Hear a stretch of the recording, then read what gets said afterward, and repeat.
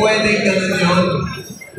Lalo na ngayon, lantad na ang kapulukan ng sistema. Pati si Sara Geronimo, biro ninyo, si Sara Geronimo, nananawagan sa mga kabataan na baguhin ang punong na sistema.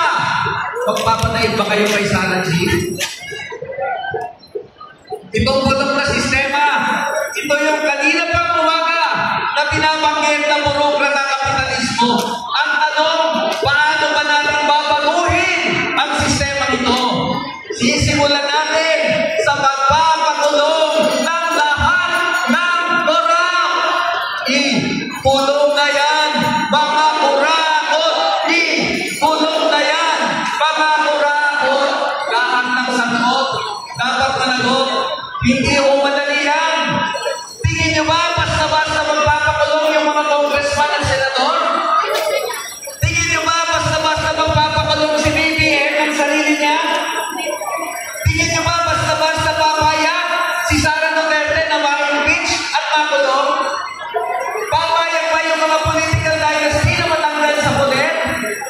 Hindi po. Hindi sila basta-basta bababa. Ang kailangan, hatakin natin sila pababa. Papalitan natin ng isang tunay na demokratikong gobyerno ng mamamayan. Gobyerno ng mga magsasaka at manggagawa at mamamayang matagal natin ang kahit ng karapatan. At magagawa po natin yan sa pamamagitan ng isang pag-aralsa ng mamamayan, isang aklasan ng bayan. Kaya kailangan tayo magkaisa, milyong-milyong Pilipino, dahil aabot po tayo sa punto. Aabot tayo sa punto na bubunin na natin ang bulok na sistema sa pamamagitan ng nakakaparalisang mga protesta. Mga walkout, hindi lang sa mga paaralan, kundi sa mga opisina at pagawaan. Mga panikata, mga welgang bayan, at mga acts of civil disobedience, katulad ng hindi pagbabayad ng buwis.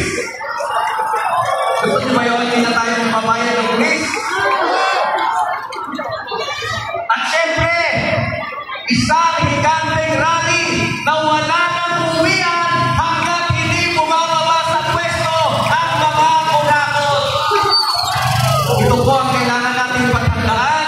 Kaya mas masihay na pagpupugay, pag-oorganisa at pagpapakilos ang kailangan natin gawin. Abutin natin ang mga kurak na pag-aari ng ilan. Balikan natin ang nagsulong. Gamitin natin ang ating pagkakaisa at lakas para ibagsak ang bulok ng kapitalismo, ang feudalismo at ang imperialismo, at tayo natin ay isang tunay na pagbansa demokratikong lipunan. Kaya ba natin yan mga kasama? Kung kaya natin, taas natin ang kamao. Sigaw natin, mabuhay ang makikibaka para sa pambansang demokrasya. Mabuhay ang sambayanang Pilipino. Maraming salamat po rin ng pagkasalamat. Ang tao, ang bayan! Ngayon ay lumalaban! Ngayon ay lumalaban! Ang tao, ang bayan! Tunay na reforma sa lupa! Ipaglaban! Ipaglaban! Tunay na reforma sa lupa! Mga kasama, inaalayahan po namin ang lahat na nasa harap na umatras upang makadaan ang ating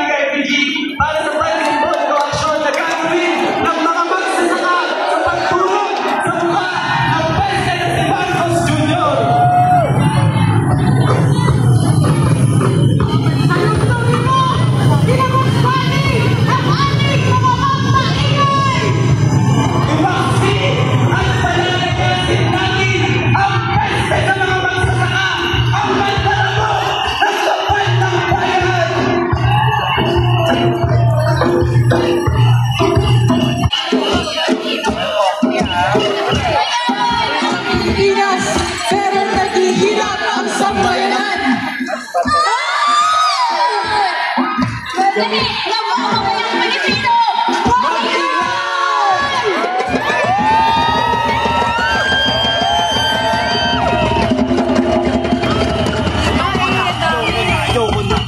Mayaman ang Pilipinas, pero naghihirap ang sambayanan. Ginagawa itong gatasan ng mga politiko, ng mga burokrata.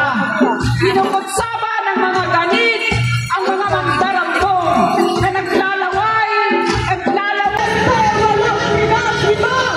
Marcos Pigilin! Duterte panagutin! Marcos Pigilin! Ang tao, ang bayan! Ngayon ay lumalaban! Ngayon ay lumalaban! Ang tao, ang bayan!